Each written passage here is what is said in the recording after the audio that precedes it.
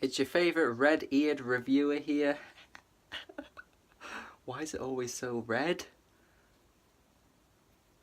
Just gonna run down some honourable mentions for 2017. 2017, man. 2017. I'm not gonna go into like how good it's been for music.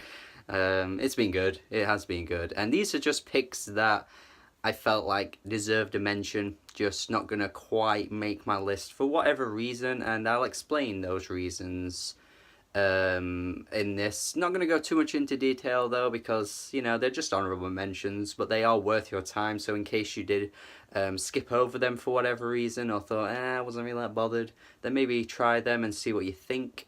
Firstly, my girl Laura Marling. Pretty much every year-end list that I've done on this channel over the past like month or so, she's been on pretty much all of them, or whenever there's an album out, she's on at least the year-end list. She just, honestly, I think I'm really a bit of a stan for her. I just think that she's the closest we've got to like a modern Joni Mitchell, and I'm a huge fan of Joni Mitchell. I did like a classic review of her Blue album on this channel once as well. Fucking love that album, and I just feel like Laura Marling is the closest we've got to her. And on the 2015 album, which I think might be my favourite Laura Marling album, I think, Short Movie, she did step away from that sound and really come into her own with the more indie rock instrumentation, especially on tracks like False Hope. I fucking love that track. It was just on Super Femina. I initially thought it was great. It just was a bit of a retread of her older sounds, and I think it's at this point that I'm starting to think she's not really doing that much new with each album, which I think is why some people aren't that bothered about her music. And it's just this occasion where the album just hasn't done enough new things for me to quite put it on the year-end list. Still though, if you've ever, you know, been curious about Laura Marling, or you've never really give her a try, I'd say give her a try and see what you think to her music. I do think she's very, very talented. Doesn't quite get the recognition she deserves in my opinion. If you care about my opinion, I don't know, you might not, who knows. Next album I want to shout out for an honourable mention is Action Bronson, man. Action Bronson, I've always found him to be like a decent-ish rapper. It's just because I think that his albums just don't quite hold up. Like, usually I just think that there's a few great singles, and usually if he features someone else, like that Chance the Rapper track, the person featured outshines him. So I'm just kind of wondering, is he really that great of a rapper? But I think on this album it didn't matter at all, because his rapping ability was by far the least interesting thing, because the songs were just so fun. Like, I think he's found the perfect blend of just having a fun time and making it sound like we are gonna have a fun time too, because there are some dancey pop tracks here. He's just kind of just spitting whatever, you know. I just like that he's just so casual, you know. He's one of the most casual rappers around, and it's just took me so long to really appreciate it in an album form. And I think Blue Chips, is it Blue Chips 3000? I think it's 3000. I don't know why he skipped from like 2 to 3000. Who the fuck knows? But I think this was like the best example you can get of like a really fun hip-hop album that doesn't take itself too seriously, and a guy who's been in the game for a while, who's finally just got into his own lane and just showing people how to have fun in an age where a lot of trap rap tries to be fun and a lot of it doesn't end up being that fun, you know, Kodak Black and shit like that. So yeah, I like this Action Bronson album. This is pretty good, just not quite making the list because there were better hip-hop albums this year for sure.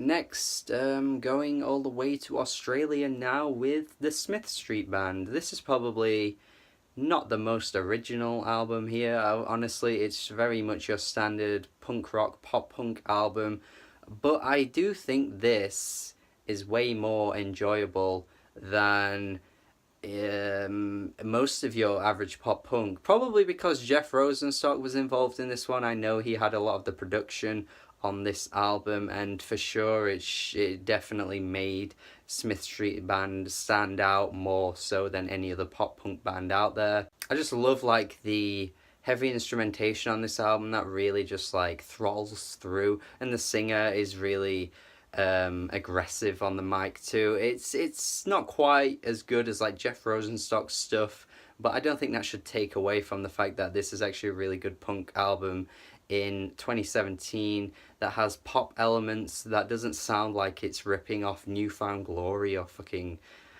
Green Day or Blink 182 or All Time Low. Like, you know, I just think it's just so much more fresher than that. So yeah, don't be put off just because I've said it's a pop punk album. It honestly is better than your average one. The next honourable mention I'm gonna give is J Hus with Common Sense. My god, this was a really just summary album. Like I think I said in my review that I'm gonna see how it goes over the summer and see if I keep returning to any of the tracks from this album, and I did keep going back to a lot of the tracks, like Did You See, Friendly, the closing track, a few other tracks on the album as well. Just maybe didn't live up for me, mostly because I felt like it was more of a summer album, so as the year's gone on I've not really felt the urge to go back. But the singles from this album were very good. J Hus, I do think he has a lot of potential in the UK hip hop scene. Those dancehall elements feel very fresh and fluid. I do love his African influence on this album. And on future releases, I guess I'd like him to go into a bit more of a rapping sound, because when he does rap on this album, it's pretty good. He just doesn't quite rap as hard as I want at times, like on Clartin, which is a proper banger. I just would like to hear more of that on his next release. But yeah, Common Sense is a very solid debut. And finally, the honourable mention I'm gonna give is Milo with Who Told You to Think? Who told you to fucking think? Milo is of course a very philosophical rapper in the modern age. He does come out with some lines that you do have to sit and think about for a very long time, and this was the first time where it just didn't all quite click with me as much as I hoped it had. I think this was the most pretentious sounding album he's put out so far. I was a little off put by that, but that's not to say that he doesn't say anything worth listening to on this album, because he's still the same guy. He's still got those just sort of whirling, meandering verses that just go back and forth to so many different topics that you do have to sit and listen to what he's saying. But I just think this was the least accessible album he's put out in a while, which just didn't quite click with my ears as much as I wanted. And to be honest, I've probably underrated this album, if anything, really. I do think it is a lot better than my ears are telling me.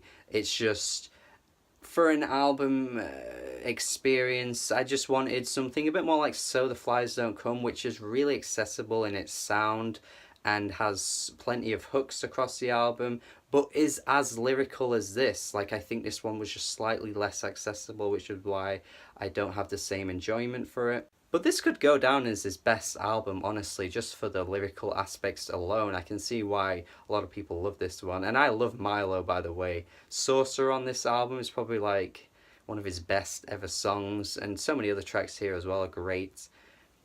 And yeah, that's why it's an honourable